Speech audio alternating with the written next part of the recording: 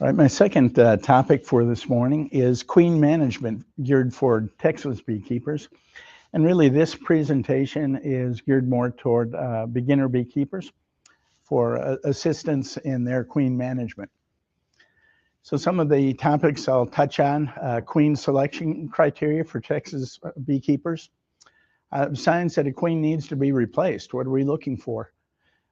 Queen replacement frequency and scheduling, some seasonal queen management tests that everyone should be checking on throughout the year, basic requeening techniques and introduction methods, preventing queen-related swarming, and then finally, performing a walkaway split, which allows you to select for desirable queen traits within your own apiary. So honeybee queen management is a key component of successful beekeeping. Nowhere is this more challenging and rewarding than in Texas with its vast size, climatic extremes, and ecological environment. For both commercial and hobby beekeepers, the health, genetics, and performance of the queen bee drive brood production, colony survival, temperament, honey yield, and resistance to pests and disease. Texas, with its scorching summers, drought cycles, periodic freezes, and immensely diverse foraging environments, demand region-specific management practices to keep hives thriving. Some queen selection criteria for Texas beekeepers. Queens should be chosen based on genetic stock suited to climate and challenges of Texas. Some of the essential traits to look for include mite and disease resistance, adaptability to drought and heat, gentle temperament, especially important for beginner beekeepers. That becomes a key factor. Robust brood patterns, and then strong honey yields. And then if you do your research, there are many local and regional queen breeders located across the state of Texas who provide queens that are selected and bred specifically for Texas' challenging environment. Some of the Texas tailored genetics to look for are Varroa mite resistance, which is a paramount factor to consider when selecting a queen. If possible, you should verify Varroa resistance traits with your queen breeder prior to purchase. And then gentleness, it aids in hive management, especially where Africanized genetics are a risk. You should also consider survivability and drought, under drought and heat. Select from queens from survivor stock that have been proven under periodic extreme weather conditions. And then look for brood consistency. Tight laying patterns and high egg output signal a vigorous, productive queen. And then the last topic here for the genetics is consider genetics that promote hygienic behavior, which aids in natural resistance and management of brood diseases. Now moving on to signs, when do you need to replace your queen? Here are some basic signs that you do need to replace your queen. If you notice reduced egg laying or poor brood patterns, if the brood is scattered or inconsistent in the coverage, if you see increased drone production, that may be an indication of a failed queen or an aging queen. And then if you notice an abrupt change in aggression, if the colony becomes more aggressive, if there's a temperament change. And then if the swarming preparations are frequent supersedure attempts, I mean, you may have an aging queen that needs to be changed out. And then last, obviously, if you recognize queenlessness, if you haven't seen eggs for more than 3 days, it may be time that your colony needs the new queen. So kind of the replacement frequency and scheduling. Honeybee queens may naturally live 2 to 3 years and up to 5 years in optimal conditions. Annual or biannual replacement is considered best practice for productivity, vigor, and disease management, especially in our challenging environment. In practice, you should plan to requeen in early spring, March through April, to ensure the new queen is established before peak nectar flows and the hot weather hit. You can still requeen mid to late summer, June to August, if spring requeening is missed or if just aren't queens available until that time of year, it's still viable. And then early fall requeening. Really, September is about the last month that will give you enough time, if you have a well-mated queen, to allow her to settle and create the colonies for the spring. You should avoid requeening after September in Central and North Texas, since the colonies need time to adjust and produce winter bees. October introductions are typically not successful. And then good idea for Texas variable climates, throughout the state, it's going to vary greatly. Means that the spring nectar flows and the fall freezes will differ by region. It's a good opportunity for you to consult with your local beekeeping club to fine-tune calendar timing in your specific area. Next, I'll discuss a few of the seasonal overall management tasks for queens. Spring is really the most critical period for queen management in Texas, given the rapid seasonal buildup, variable precipitation, and potential late cold snaps. Some of the core tasks, excuse me, conduct those early inspections. In the first warm day we have, if it's around 60, it's usually February or March in most of Texas. Inspect your colonies for queen presence, brood, and stores. You should be looking for eggs, larvae, and a solid, even brood pattern, which are indicators of a productive queen. It's a good opportunity at that time also to clean and inspect your equipment and replace any damaged frames and clean your bottom boards. Second, in the spring, replace those weak queens. If you're establishing new packages or nukes, introduce marked high-quality queens sourced from a reputable breeder tailored to Texas resistance traits. And if in established hives, requeen if spring inspections reveal spotty brood, decreased laying, or increased aggression. And then at that point too, you should be supporting the buildup of the colony. Feed your sugar syrup at a 1-to-1 ratio if natural nectar is scarce during the early blooms, and offer pollen patties to stimulate queen laying. Add brood supers as soon as 70 to 80% of your frames are covered with bees, ensuring the queen has space to expand the brood nest. Number 4, in the spring, you need to watch for swarming. This is the highest frequency of swarming, so monitor for queen cells along frame bottoms, which is a sign of swarm intent. Control the crowding by splitting overly strong colonies or removing brood frames, or requeening older queens with fresh stock. Then it's always a good idea, keep very detailed records. Record your queen's age, the introduction and replacement dates, her observed temperament, brood pattern, and intervention details for each hive. The careful spring queen management sets the tone for the rest of the year, with strong colonies needed for successful honey production and survival through Texas' extreme summers.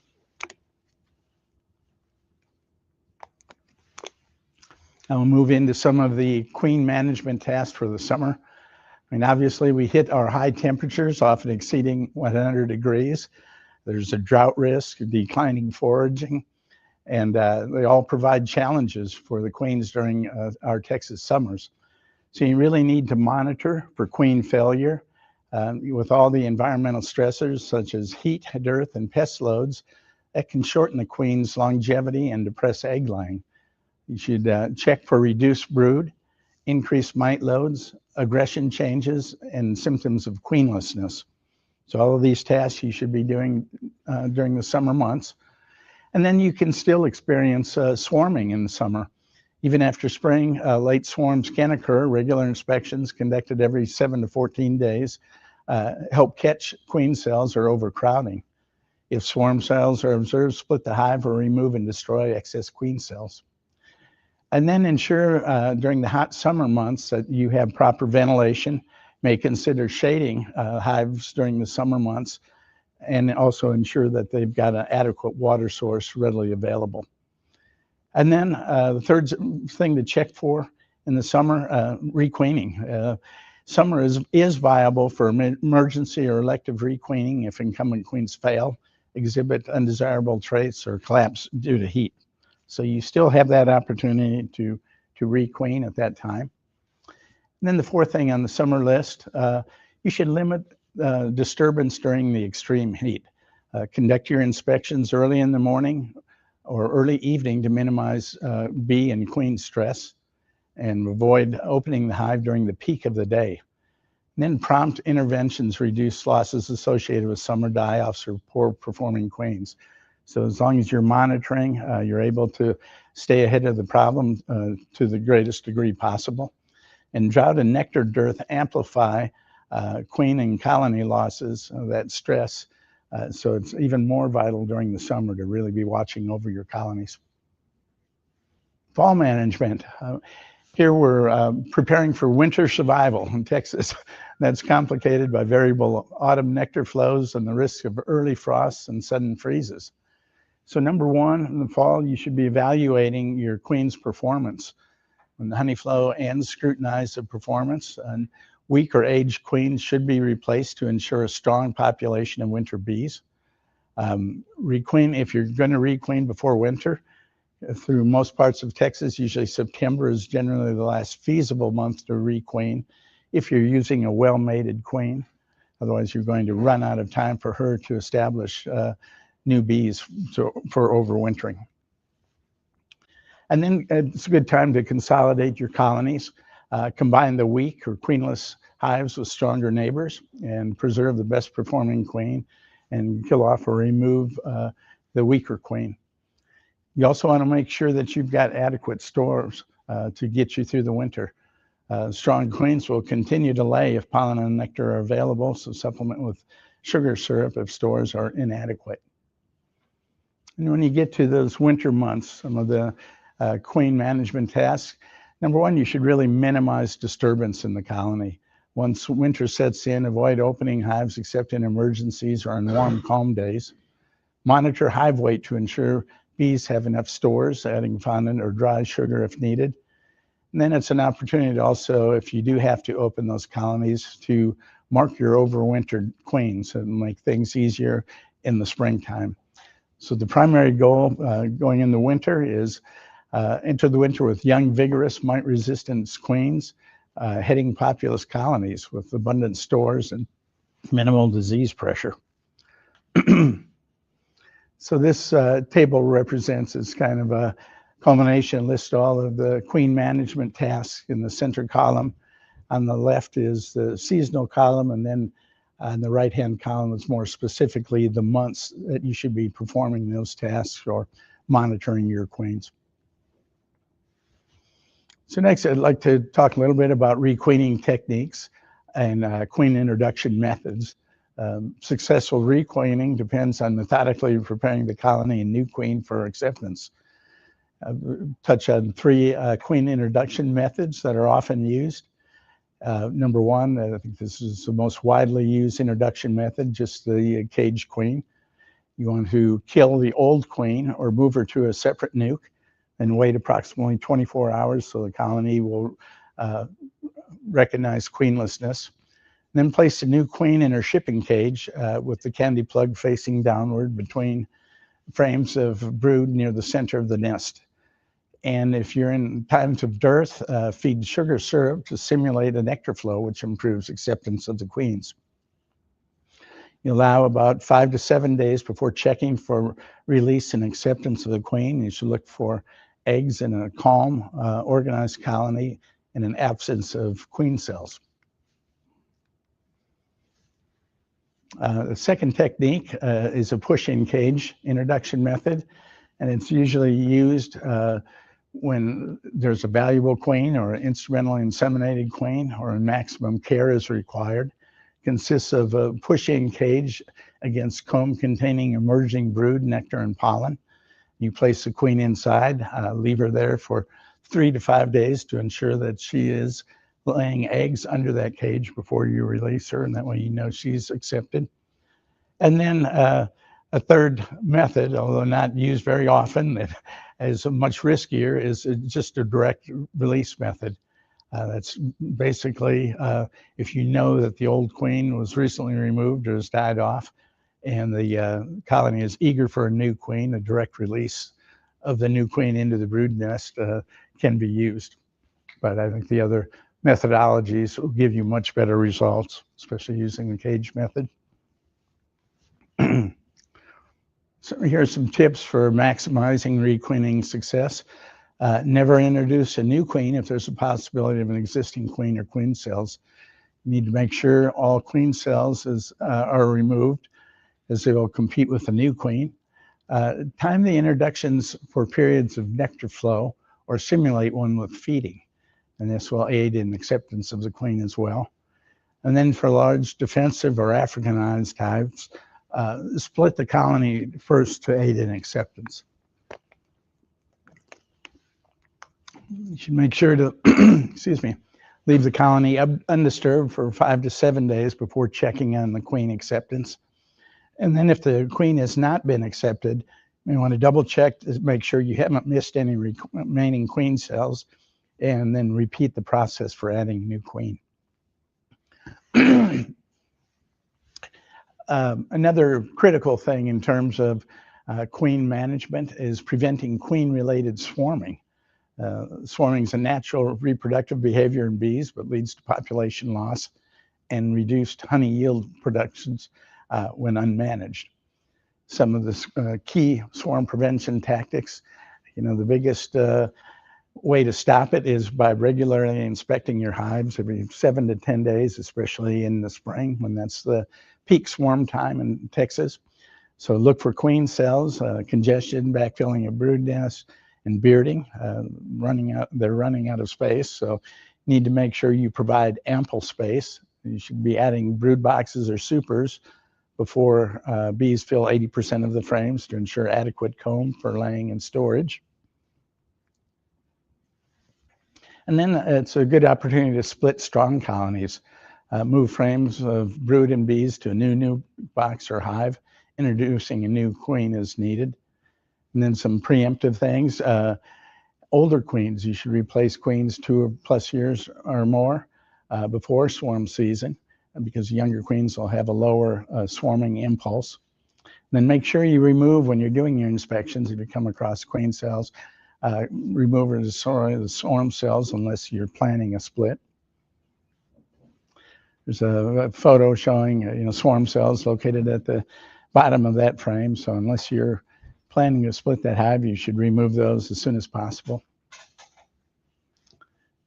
Then number 6, and this is primarily in the summer months. I said that's still a possibility for swarming. Improve your ventilation and shade during hot summer months. The excessive internal hive temperature can be a stress trigger for swarming behavior. And then finally, it's a good idea to rotate brood frame. You should replace old dark comb to disrupt swarm triggers and improve bee health. Good rule of thumb is to replace approximately 1/3 of your frames and foundation each year. Now, in terms of colony division, there are a number of various colony division techniques, but I'd like to address the walkaway split. It stands out for its simplicity, low cost, and minimal need to locate the queen. And also because this technique also provides a method to select for desirable queen traits, such as honey production, disease resistance, or temperament, and is ideal for beekeepers aiming to expand their apiaries or proactively control swarming. So a walkaway split is a beekeeping technique in which a beekeeper divides a robust, healthy colony into 2 or more parts, leaving the queen in one half and allowing the queenless half to rear a new queen from young larvae or eggs without direct intervention. Unlike managed or queen cell splits, this method does not require the beekeeper to physically locate the queen or introduce a purchased or preformed queen cell. Instead, after the split, the 2 colonies are left alone, thus the name a walkaway split, and the queenless side operates under its natural instincts to create a new queen. So what are the objectives and benefits of a walkaway split? Well, number 1 is swarm prevention. It relieves the population pressure, reducing the chance of swarming. And it's a great opportunity for apiary expansion, creates new colonies naturally, allowing the beekeeper's operation to grow quickly. Then, as I mentioned, queen rearing. It allows the beekeeper to select from favorable queen traits exhibited within their apiary to produce splits which may be better adapted to the local environment. So if you've got that favorite colony that's strong, that's a good honey producer, and you like its temperament, that's one you want to split. It also aids in integrated pest and disease management, provides a temporary brood break, and this to reduce the varroa mite loads. So the walkaway split process is simple and requires less labor compared to managed splits, making it a very popular choice for beginner beekeepers. Now, the ideal time to do a walkaway is after winter in the spring or very early summer. That's when the colonies have built their strength and drones are present for mating. It's generally between March and June in Texas. And why is this time frame preferred? Well, there should be a strong nectar flow with ample forage resources that will allow both the new and the established hives to recover quickly from the split. So you're looking to build those colonies back up as fast as possible. Also, drone presence in terms of that new colony. That virgin queen requires drones for mating, and the drone presence peaks in spring and early summer. Then also there should be favorable weather conditions at that time of year. Mild temperatures and prevent chilled brood and support queen mating flights. Now, if you miss that opportunity, that ideal time frame, if you split too early, before a reliable nectar flow or before drones are available, it can doom your new colony due to lack of mating opportunities or food. And splitting too late, late fall, summer or fall, leaves the new colony without enough time to raise a queen, rebuild populations, and store food ahead of winter. So you really want to hit that sweet spot in the spring and early summer. So some of the Texas-specific timing, the huge state, the varied climates means split windows can begin as early as February in South Texas and extend into April and May in North Texas, depending on local forage and weather patterns. Again, you should consult with your local beekeeper club or cooperative extensions to hone your precise timing based on regional last frost dates and nectar flows in your area. So in order to do your successful walkaway split, you're obviously going to need additional equipment. So this is kind of a checklist of everything that you'll need. You want to make sure when you're going out in the field to do that split, you've got everything prepared and ready so you're not making multiple trips back and leaving those colonies open. So obviously you're going to need new boxes. You're going to need a new bottom board, your covers, frames, and it's best if you can provide a drawn out comb on those frames. And then a hive tool, your protective clothing. You're going to need your entrance reducer and a sugar syrup feeder. So you want to make sure again that you have all of that prepared and ready for you when you start the split. So what are the actual steps in doing this split? Number one, you need to assess the colony's readiness. Only robust hives should be split. If you try to split a weak or first year colony, it usually dooms both halves. So what you need to look for, at least 8 to 10 frames of bees with several frames of brood, eggs, larvae, and capped brood, a good reserve of pollen and honey in both brood chambers, and then visible drones that are going to be necessary for the mating flights, and no obvious current queen issues of the colony that you're splitting. And then really you want to make sure there's no active infestations of pests. Your varroa mite loads are under your treatment thresholds, and make sure there's no other major disease symptoms before splitting that colony. Step 2 is a preparation of that new equipment. So you start with a new hive stand a few feet away. Excuse me. To minimize bee drift, some beekeepers recommend moving the split at least 2 miles away. However, locating the split in the same yard is acceptable, realizing some foragers will return to the original hive. You need to have your new hive box, the bottom boards, all your frames and foundation and covers at the ready. So once you start this process, you want to make sure that you're well prepared and able to close up those colonies as soon as possible. So when you open that hive, you start by smoking your bees and locate the brood frames. Again, you want to be looking for frames that have eggs and young larvae, cap brood, pollen, and honey. You do not necessarily need to find the queen at this point. Step 4 is the division of the frames between the old hive and the new. And there's one real simple technique, just a box off if you're working with a double deep system, where you simply take that top box off, place it on a new bottom board, and seal up both of those colonies, add a new brood box, and your split is done. Now, this isn't very controlled, and it's not a method that I would recommend. I think a much better approach is frame by frame, kind of the custom split. And that consists of transferring 2 to 4 frames of brood, including the eggs and young larvae, well covered with nurse bees, into the new hive to start with. And then add 2 frames of honey and pollen, and then fill the remainder of the brood box with frames and foundation. If possible, that comb should be drawn out so the worker bees are not having to build that up. If the split is lightly populated, make sure you shake additional bees to cover all the brood, and make sure both hives have a balance of brood and food frames. The split must have enough nurse bees to cover all of the brood. One way you can increase that number of nurse bees, simply taking your new frames and foundation from the split, install a queen excluder over your parent box, leave that box on for an hour or so, let some of those nurse bees come back up, and then transfer those to the new split. Then once the split is achieved, then you go into the relocation. As I previously mentioned, some beekeepers recommend relocating the split at least 2 to 3 miles away, mainly to prevent forager drift. But this is rarely practical for small-scale beekeepers. If the splits are kept side by side, you can expect more foragers to return to the parent colony, leaving more nurse bees with the split. And that's still going to be acceptable. You just need to monitor that split to make sure you don't need to add additional bees.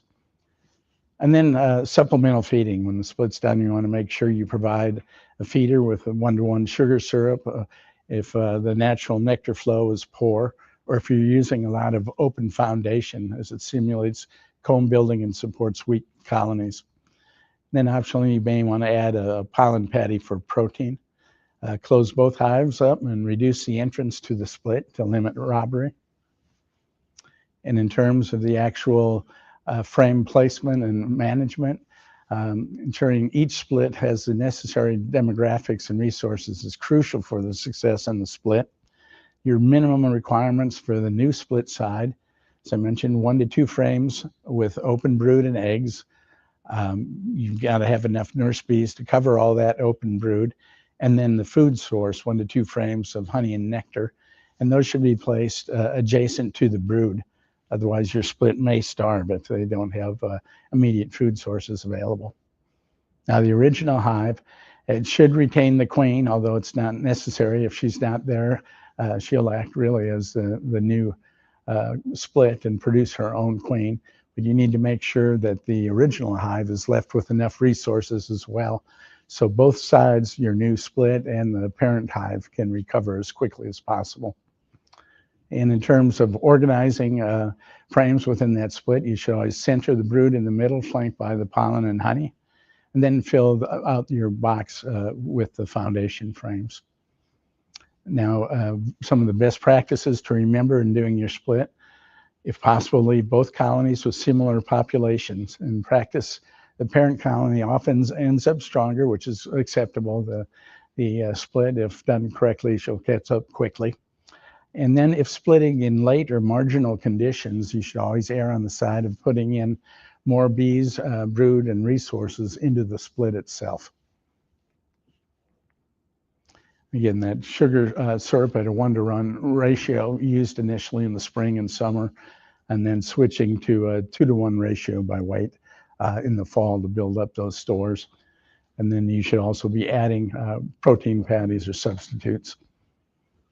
Now, some important feeding practices to remember as you're providing that additional feeding Only feed as much as the bees can consume in a few days to avoid fermentation. Never feed sugar syrup when the honey supers are on and producing honey for human consumption. Then you always want to make sure that the bees have direct access to a fresh water supply.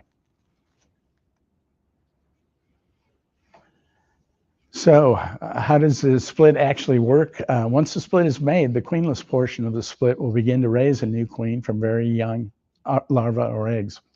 Nurse bees sense the absence of the queen pheromone, and within hours of the split, begin to feed selected young brood with copious amounts of royal jelly, converting worker larvae into potential queens. Emergency queen cells are constructed, most often on the face or edge of the brood frames containing eggs or young larvae. The timeline for all of this, queen cells, if your split is successful, they'll be visible within 3 to 5 days. New queens usually emerge around day 16, counted from when the egg was laid. Then the virgin queen will take her orientation flight and then the mating flights if the weather is good. Once mated, she'll typically start laying eggs within 3 to 7 days of her mating flight. And then the worker brood from the new queen should appear within your split within about 4 to 5 weeks after the split. And during the interim, the population will decline as no new workers are laid during this queenless period. So here's a table indicating some kind of quick check signs to see if your split is a success or failure. So the things you want, the successful indicators, presence of mature queen cells. Then you may even be lucky enough to see the virgin queen. The new eggs and larvae should be visible within about 4 weeks. And the overall temperament of the colony, it should be calm and focused bee behavior. And then the population of that colony in the split will stabilize and then eventually start to increase. The signs of obvious failure include if there are no queen cells present, queen cells torn down, and if you don't see eggs after 4 to 5 weeks, and if there's a disorder or agitated bees in the colony, and then if the population continues to dwindle. Those are clear signs that your split hasn't taken, and you'll have to consider other measures.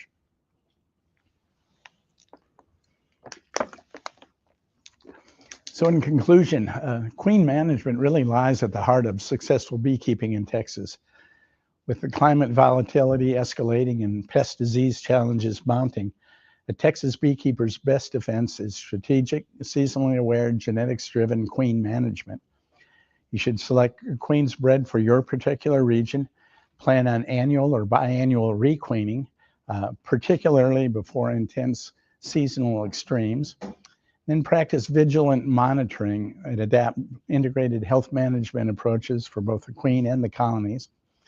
Record keeping, continuous education, and leveraging those local breeder networks will help Texas beekeepers to weather environmental uncertainties, optimize honey production, and ensure sustainable stewardship of one of agriculture's most vital pollinators. Thank you. So, any questions?